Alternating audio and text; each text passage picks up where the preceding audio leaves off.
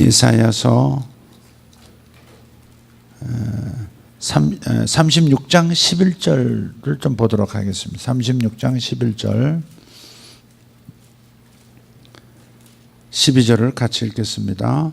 이에 엘리야김과 셈나와 요아가 랍사게에게 이르되 우리가 아람 방언을 아오니 청하건대 그 방언으로 당신의 종들에게 말하고 성 위에 있는 백성이 듣는 데서 우리에게 유다 방언으로 말하지 마소서 하니 랍사게가 이르되 내 주께서 이 일을 내 주와 내게만 말하라고 나를 보내신 것이냐. 너희와 함께 자기의 대변을 먹으며 자기의 소변을 마실 성 위에 앉은 사람들에게도 하라고 보내신 것이 아니냐 하더라. 13절 이에 랍사게가 일어나서 유다 방언으로 크게 외쳐 이르되 너희는 대왕 아수르의 왕의 말씀을 들으라. 왕의 말씀에 너희는 히스기야에게 미혹되지 말라. 그가 능히 너희를 건지지 못할 것이니라. 히스기야가 너희에게 여호와를 신뢰하게 하려는 것을 따르지 말라. 그가 말하기를 여호와께서 반드시 우리를 건지시리니 이 성이 아수르 왕의 손에 넘어가지 아니하리라 할지라도 히스기야의 말을 듣지 말라. 아수르 왕이 또 이같이 말씀하시기를 너희는 내게 항복하고 내게로 나아오라. 그리하면 너희가 각각 자기의 포도와 자기의 무화과를 먹을 것이며 각각 자기의 우물물을 마실 것이요 내가 와서 너희를 너희 본토와 같이 곡식과 포도주와 떡과 포도원이 있는 땅으로 옮기기까지 하리라. 혹시 히스기야가 너희에게 이르기를 여호와께서 우리를 건지시리라 할지라도 속지 말라. 열국의 신들 중에 자기의 땅을 아수르 왕의 손에서 건진 자가 있느냐. 하맛과 아르바스 신들이 어디 있느냐. 스발와임의 신들이 어디 있느냐. 그들이 사마리아를 내 손에서 건졌느냐. 이 열방의 신들 중에 어떤 신이 자기의 나라를 내 손에서 건져냈기에 여호와가 능히 예루살렘을 내 손에서 건지겠느냐 하셨느니라 하니라. 그러나 그들이 잠잠하여 한 말도 대답하지 아니하였으니 이는 왕이 그들에게 명령하여 대답하지 말라 하였음이었더라. 그때 hil기야의 아들 왕궁 맡은 자 엘리야김과 서기관 셈나와 아삽의 아들 사관 요아가 자기의 옷을 찢고 히스기야에게 나아가서 랍사게의 말을 그에게 전하니라. 아멘.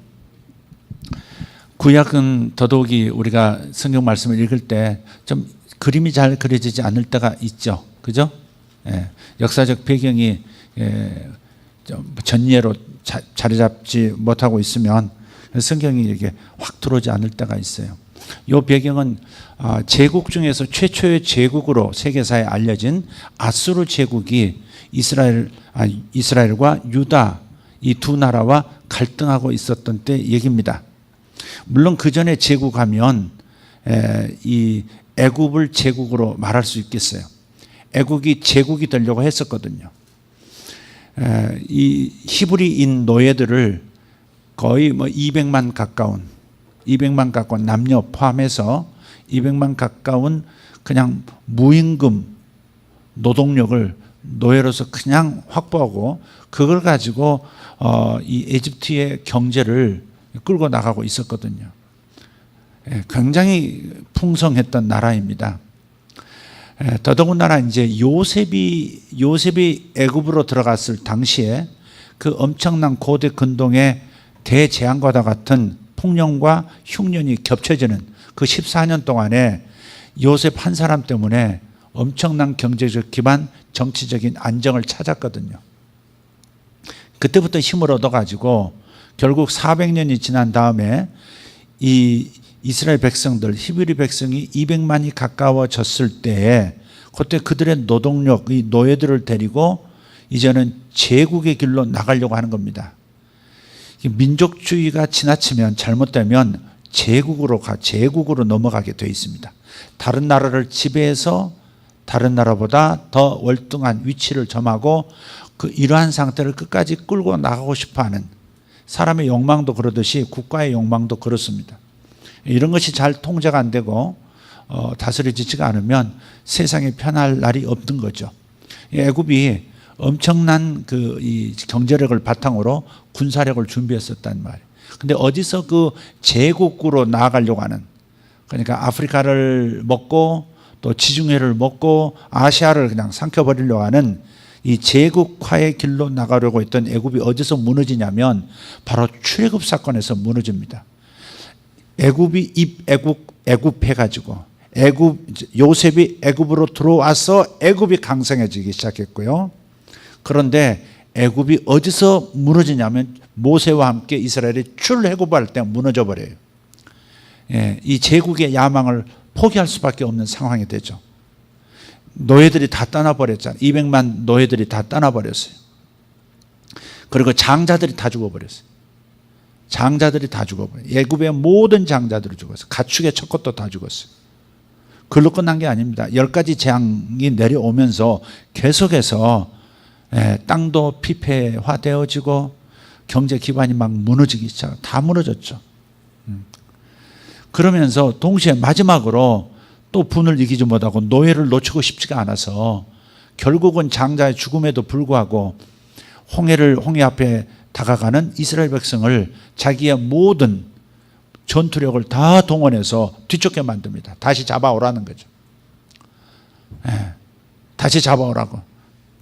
그래서 파견을 했는데 그만 홍해에서 수백 대의 수천 대의 전차가 그냥 다 사라지고 거기에 모든 고급 장교들이 다 죽고 그리고 병사들이 다 죽어버렸죠.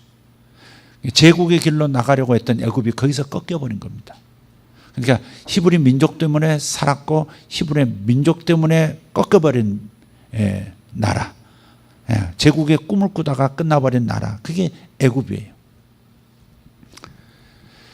그러면서 그냥 단순하게 이스라엘만 추격한 게 아니라 절대 추격해 와서 가나안 땅에 정착하는 과정 속에서 애굽이 영향력을 끼치지 못하도록 완전히 끝장을 낸 거죠. 그리고 애굽이 언제 다시 일어나느냐면 먼 훗날이에요. 먼 훗날 다시 힘을 내 가지고요. 그 아수르 제국이 이제 그다음 이제 이 세계사 속에서 등장하는 정말 세계 최초의 제국이라고 하는 아수르 제국이 이제 저 북쪽에서 발흥을 했을 때 세력을 남쪽으로 점점 밀고 내려오고 있었습니다. 그리고 굉장히 절정을 이루기도 해요. 그 오늘 히스기야 이 이야기 속에 아수르의 힘이 절정에 이를 때입니다. 그게 하나님께서 너무 아수르 제국이 악하게 피지배 국가와 민족들을 그렇게 괴롭히니까 하나님께서 심판하려고 하셨죠. 악이 찼으니까. 그래도 하나님은 한 번 더 기다려 주시는 거예요. 그래서 요나라고 하는 선지자를 아수르로 보내잖아요. 아수르의 수도가 니느웨입니다. 그래서 그곳에 가서 이제 40일 후면 니느웨가 무너지리라. 아수르가 무너질 것이다. 예언하라고 말씀하셨죠. 그런데 요나가 가만히 들으니까 하나님의 음색 속에 긍휼이 있단 말이에요. 그런 거 있잖아요. 막 야단치는 것 같은데 뭔가 버텨보면 조금 이따 금세 안아줄 것 같은 느낌. 요나가 이제 그런 걸 느낀 거예요. 아수르를 심판하시는 것이 본심이 아니고 아수르가 회개해서 하나님이 심판하시지 않도록 하는 것이 하나님의 본래 목적인 거예요. 그걸 느껴버린 거예요. 그래서 요나가 가지 않고 어디로 가버려요? 스페인으로 도망가 버려요. 하나님의 명령 듣고 스페인으로 도망해. 그래서 이제 큰 물고기 한 마리가 고생을 하잖아요. 딱 사람을 삼켰는데 3일 동안 소화가 안 되는 거야. 그 뱃속에서 막 계속 소리가 들려. 막 찬송 소리가 들리고. 그 물고기 아주 심각한 경험을 한 겁니다. 그리고 또 끝내는 소화 못 시키고 이 니느웨 땅 쪽으로 그냥 확 토해내고. 사람이 토할 때 막 기진맥진해지잖아요. 못 먹은 상태보다도 먹었는데 토하고 나면 더 힘든 거 있잖아요. 물고기가 지금 그런 거죠. 고래라고 나오진 않아요. 어쨌든 요나가 결국은 니느웨에 가서 너희들의 악독이 상달됐다. 그래 하나님께서 너희들을 40일 후면 심판하실 것이다. 아니나 다를까 전체 다니는 길을 3일 길을 다녀야 돼. 니느웨 성이 얼마나 큰지 3일을 다녀야 모든 사람이 이 예언자의 목소리를 다 듣는단 말이에요. 그런데 하루 길을 픽 돌아요. 그러니까 건성으로 돈 거예요. 건성으로 메시지를 전했는데 회개하는 역사.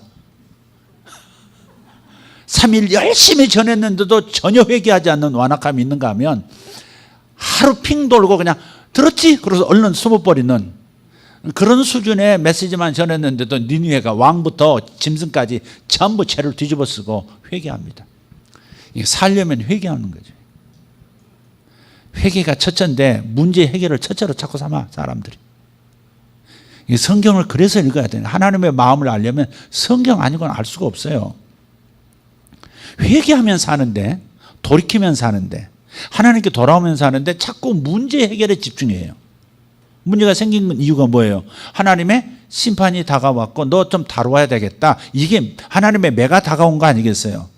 그때는 회개밖에 방법이 없어요. 잘못했어요 하는 거. 잘못했어요 하는 것밖에 없는데 어떻게 하면 이 어려움을 모면할까? 그것만을 자꾸 듣고 싶어하고 그 길만을 자꾸 모색하고 그것만을 기도하는 경우가 참 많거든요. 여러분 삶을 한번 생각해 보세요. 간단한 얘기 같지만 부부간에도 미묘하게 갑자기 긴장이 높아질 때가 있어요. 특별한 무슨 일이 없어요. 그런데 뭔가 자칫 잘못하면 이렇게 말다툼이 일어나겠다 그런 때도 있죠. 부부들. 강은실 자매 외에 아무도 고개를 흔드는 사람이 없습니다. 저 순진한 강은실만 그러다가 이 달아져 가지고 전혀 미동조차 하지 않는 저 집하고 우리 집만 좀 그런 것 같아요. 미미하게 뭔가 이렇게 말 속에 조금 가다 뭔가 이렇게 뭔가 문제가 있는데 이러다가는 또 이렇게 다툼이 일어나겠다. 아무것도 안 일어가지고 그럴 때가 있잖아요. 안 넘어가네. 예. 근데 이 간단한 이 상황 속에서도 우리는 빨리 마음을 돌이켜야 되거든요. 내가 지금 민감해 있구나. 뭔가에 내가 예민해 있구나. 사실 집안의 문제가 아니라 내가 뭔가에 대해서 너무 신경 쓰다가 에너지가 지금 떨어졌구나. 그래서 짜증이 나려고 하고 있구나. 근데 짜증의 대상을 자칫 잘못하면 가족에게 보이겠구나. 빨리 알고 마음을 빨리, 감정을 빨리 돌이켜야 되거든요. 눈치채야 된다 이 말이죠. 하나님과 관계 속에서 이 세상에서의 삶이 우리들만의 삶이 아니라 하나님의 역사도 있고 마귀의 역사도 있는 세상 속에서 살고 있어요. 예. 그렇기 때문에 이런 보이지 않는 영적 거대한 전투 사이에 있는 우리 인생들 가만히 살펴보면서 내가 하나님의 손길, 하나님의 매가 지금 다가오고 있구나. 반대로 하나님의 매가 아니라도 마귀가 내 틈을, 약점을 잡았구나. 뭐가 치고 들어오는구나. 나 집사님, 남영진 집사님, 정민경 집사님, 지금 금식하러 하십시오. 하나님께서 뭔가를 말씀해 주셨었어요. 나 전하려다 잊어버렸네. 공개적으로 얘기해서 미안해요. 뭔가 회립바람이 좀 오고 있어요. 회립바람은 뭔가 시험의 바람이에요. 하루만 금식하세요. 정민경 집사님, 하루만 하십시오. 딴 걸로 바꿔드릴까? 근데 내가 아무리 기도해봐도 하루 정도는 금식해야 될 것 같아요. 일하는 분에게 금식하라고 해서 미안한데 하여간 최선을 다해서 좀 하십시오. 두끼하고 저녁에 와서 12시 넘어서 드시고 좀 힘들 거예요. 좀 하셔야 될 필요. 뭔가 이렇게 바람이 오고 있어요. 아침에까지도 나 잊어버렸는데 공개적으로 얘기해서 좀 미안한데 그건 하나님 마귀의 공격이거든요. 그게 뭔지는 모르겠어요. 뭔가 바람이 일고 있는 것도 하나님 보여주셨어요. 그 와중에 나 집사님이 서 있고 그러니까 요거는 하나님께서 피해가라고 피해갈 수 있는 길을 지금 얘기해 주신 거거든요. 그러니까 하루 좀 이렇게 영혼을 침잠시키면서 조금 이렇게 하나님을 바라보고 기도하면서 좀 금식하면서 좀 가셨으면 좋겠어요. 아멘입니까? 네. 그렇게 하셨으면 좋겠어요. 생각나면 저기 오른쪽 저기 유아실 정유진 집사님.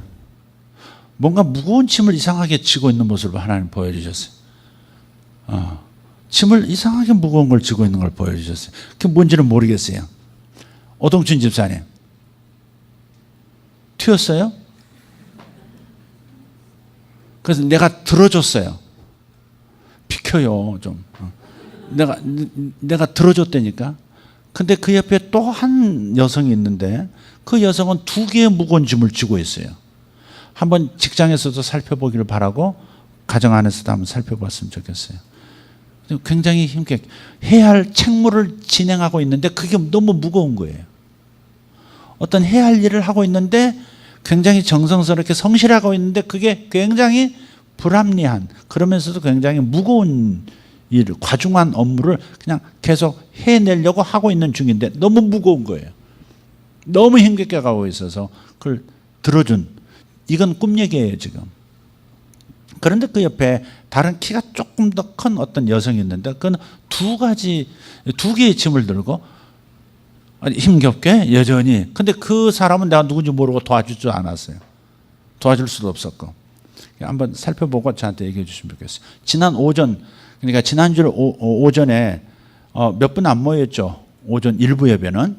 그런데 그 예배 때 하나님께서 신호를 주셔서 이 정강이 쪽과 그 정강에서 내려가는 쪽에 이 아픔 있는 분 누구냐고 했는데 아무도 일어나질 않는 거예요.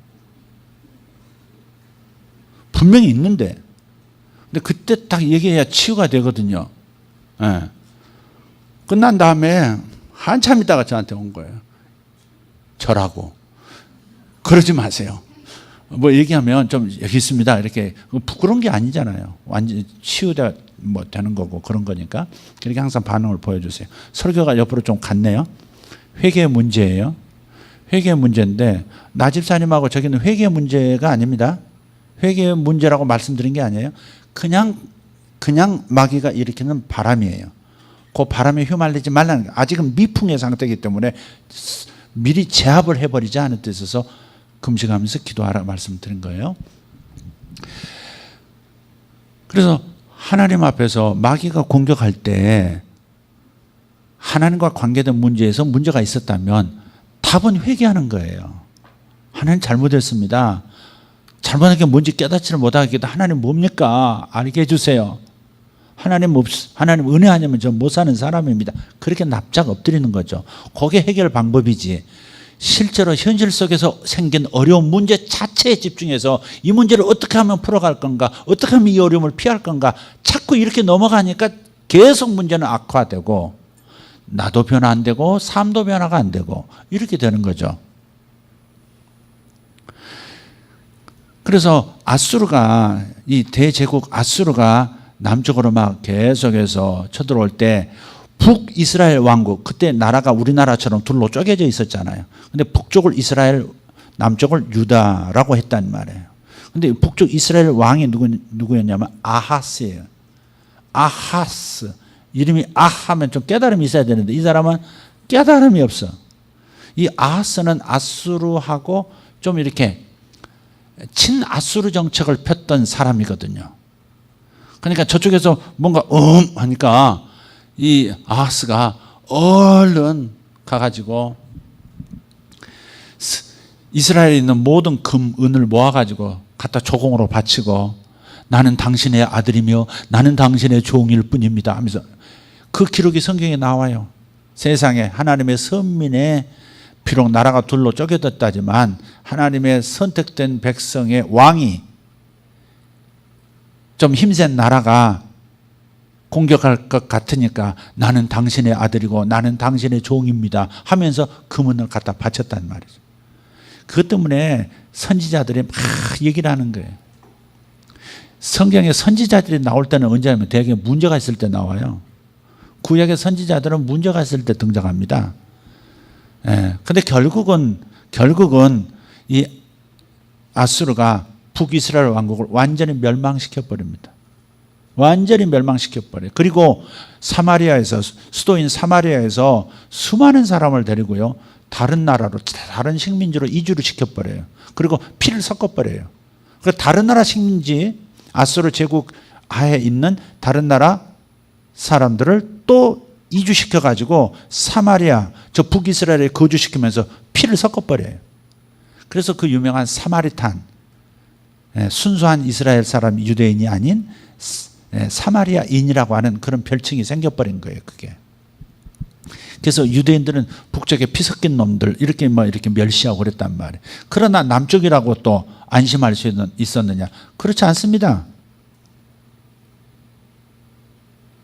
북이스라엘 왕이 남쪽이 죄송합니다. 남쪽 아하스 왕이 남쪽 유대입니다.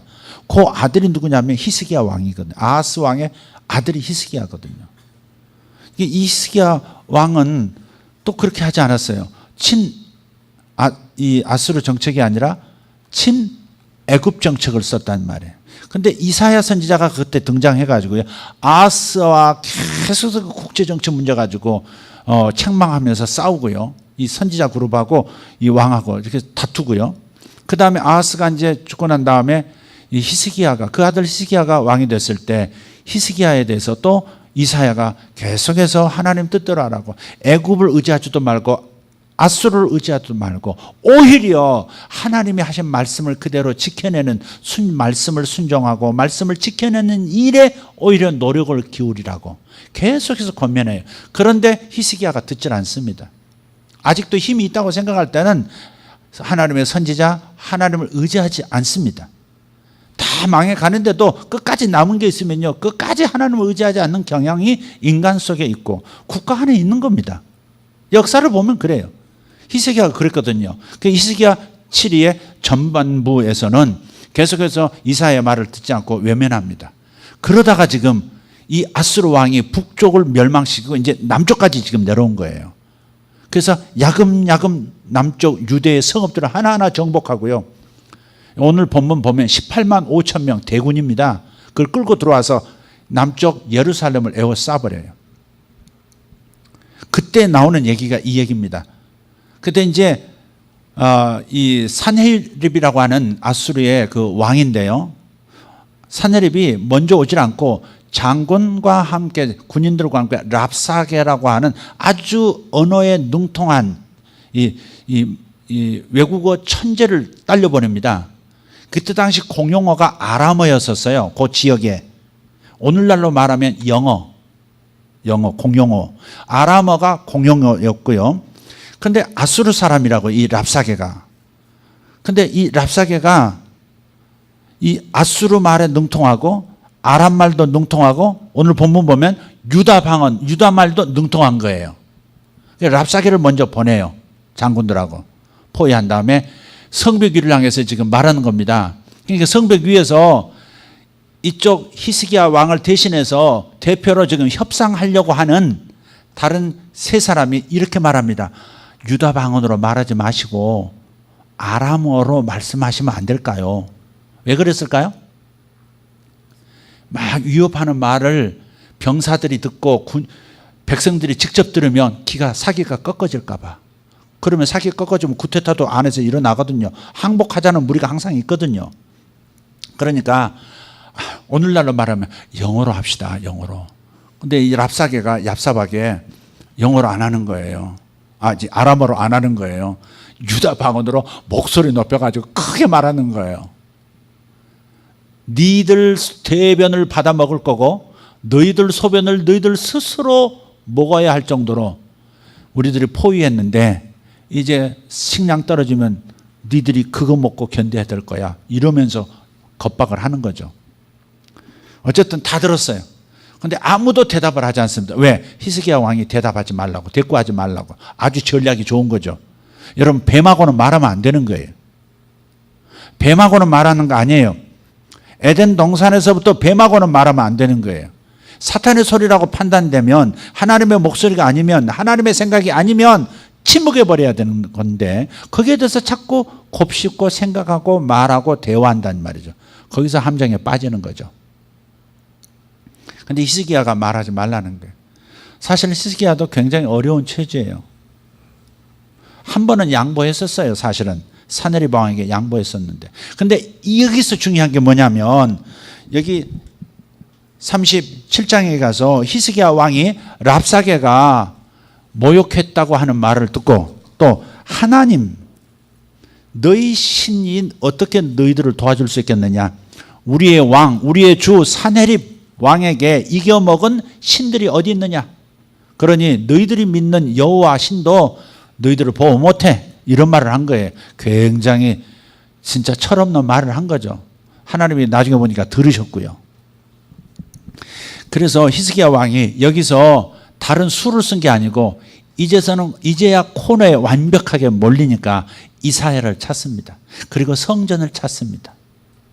답은 여기 있는 거예요. 여기에 37장 1절 보십시오. 히스기야 왕이 듣고 자기 옷을 찢고 굵은 베옷을 입고 여호와의 전으로 갔고, 하나님의 전으로 간 거예요. 법궤가 있는 지성소 앞으로 들어갔어요. 그리고 거기서 하나님 앞에 상황을 보고 드리는 겁니다. 그리고 동시에 한 신하를, 이사야 선지자를 찾도록 보냅니다. 아니나 다를까 하나님께서 히스기야의 목소리를 들었고, 또 랍사게의 그 오만방자한 너희 신 하나님이 얼마나 무력한 신인 줄 알아? 증명해 보이지. 이렇게 말했던 그 말을 들으시고 이사야 선지자에게 이미 말씀을 주신 거예요. 걱정하지 말아라. 걱정하지 말아라. 이렇게 말하죠. 5절 보시면 그리하여 히스기야 왕의 신하들이 이사야에게 나아가며 이사야가 그들에게 이르되 너희는 너희 주에게 이렇게 말하라.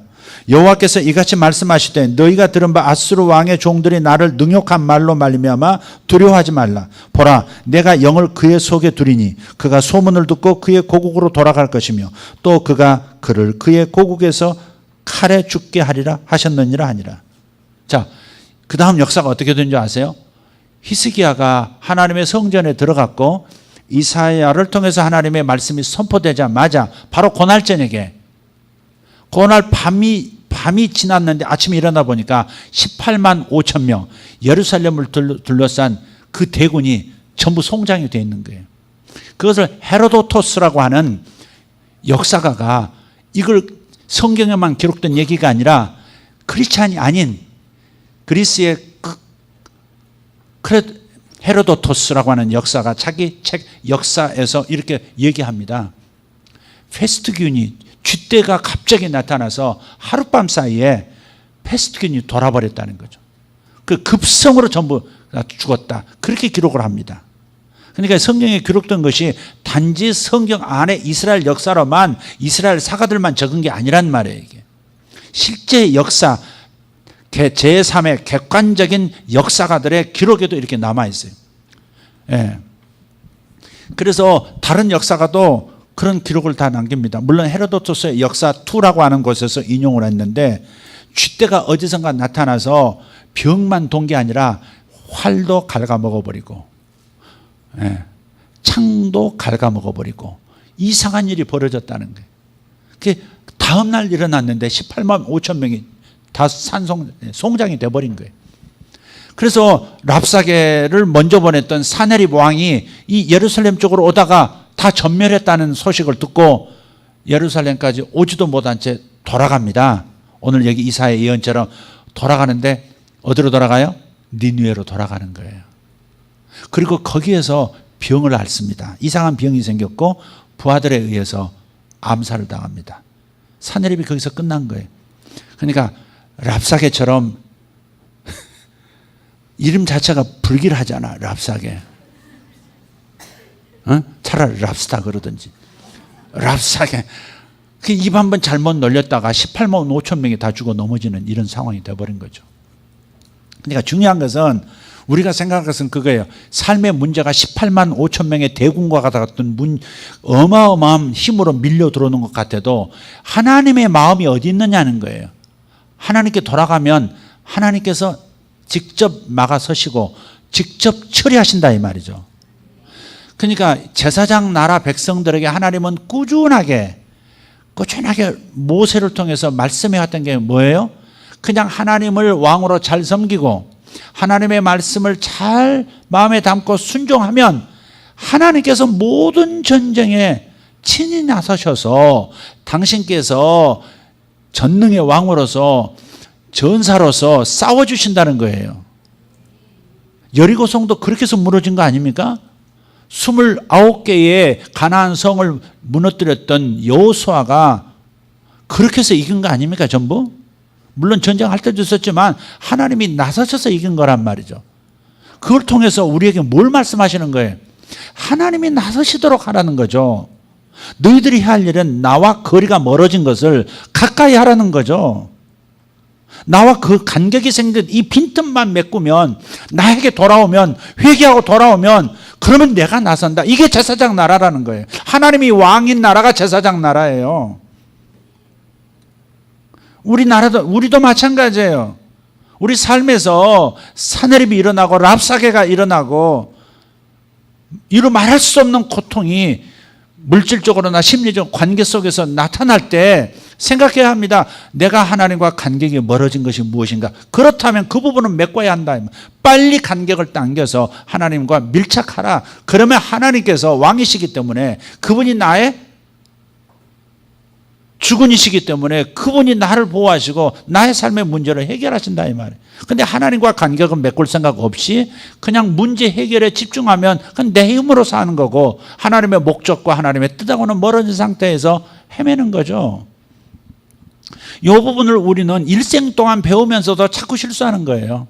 눈에 보이는 게 전부처럼, 하나님은 침묵하시는 것처럼, 하나님을 내가 믿긴 믿지만 하나님은 여기에 별 관심이 없는 저 위에 계신 신으로 그냥 자꾸 밀어놓는 거죠. 마음에서 밀어놓는 거예요. 그러니까 자꾸 악화돼요. 잘 되는 것 같다가 다시 함정에 빠지고 다시 곤란함에 처해지고. 왜 그러느냐 이 말이죠. 그냥 빨리 하나님께 다가오는 것이 첫 번째 해야 할 일입니다. 회개하는 것, 돌아오는 것. 회개한다는 돌아온다는 거예요. 회개한다는 돌아온답니다. 예. 그러면 하나님이 나서신다. 이게 하나님이 당신의 나라를 관리하는 방식이거든요. 아멘입니까? 네. 히스기야가 거기에 이돔에게 와서 이 마지막 곤란한 이 최후의 상황에 와서 선택을 잘한 거예요. 아하, 이제는 친애굽 전략 아니다. 애굽이 도와줄 줄 알았는데 안 도와주는구나. 나중에 애굽이 어떤 줄 아십니까? 애굽이요, 저기 이 아수르 쪽 있잖아요. 아수르를 공격해오는 바벨론을 치기 위해서 갈그미스라고 하는 곳으로까지 치고 올라갑니다. 거기서 애굽이 두 번째 제국의 위용을 보이려 하다가 그 갈그미스 전투에서 그냥 갈그미스 이름도 이상하잖아요. 이게 또 갈그미스. 그래서 끝장나가지고 거기서 힘을 잃고 이제 영원히 제국으로서의 위용은 사라지고 맙니다. 역사 속에 그 후 수천 년 동안 이집트가 별 볼 일 없는 나라였던 거죠. 최근에 와서 이집트가 이제 자꾸 이제 뭐 힘 좀 써보고 그러려고 뭐 그러는 거지만, 이집트는 이제 그런 나라가 아니에요. 별로 관심이 없어요. 예, 관광의 도시일 뿐이지. 자, 그래서 우리가 히스기야와 이사야와 하나님과의 관계 속에서 우리가 한번 생각해 보자 이 말이죠. 하나님을 가까이 하고 하나님의 사람의 목소리를 들으려고 해야 된다. 말씀을 들으려고 해야 된다. 이것이 답이다. 이것만 붙잡으십시다. 틀림없이 이 가운데가 아니라 우리 모두가 어떤 상황에서 이 말씀이 필요할 겁니다. 이 하나님께서 계속해서 공식처럼 우리에게 말씀해 오시는 이 부분, 지금 회개하면 될 텐데, 돌아오라고 하나님께서 허용하신 일인데 문제 해결에만 시선을 돌리고 하나님과의 관계를 개선하는 데는 신경 쓰지 않는 우리의 오만함, 우리의 이 미련함, 이 어리석음이 항상 우리를 더 어렵게 만든다는 거. 그러니까 주님 앞에 빨리 돌아오는 게 첩경입니다. 돌아오시기를 예수님으로 축복합니다. 오늘 오후 예배니까 여기까지만 말씀을 나누도록 하겠습니다. 항상 하나님께 돌아가면 된다. 그러면 하나님이 싸워주신다. 아멘. 내가 힘이 셉니까? 하나님이 힘이 셉니까? 하나님이 힘이 세시죠. 하나님이 나서시게 하는 것이, 그러면 모든 내적인 어려움들이 사라지는 거죠. 외적인 문제도 사라지기 시작해요. 하나님은 먼저 내 마음에 평강을 주세요. 평강이 없는 것은 틈을 내준 거예요. 하나님과 관계가 멀어진 거예요. 거기는 두려움이 있고 불안이 있어요. 두려움이 있고 불안이 있고 염려가 있어요. 그러면 하나님과 관계가 멀어진 거예요. 그러면 어떻게 해야 돼요? 빨리 회개하고 하나님을 의지하지 않고 살았던 거, 내 멋대로 살았던 거, 그 회개하고 빨리 붙어요.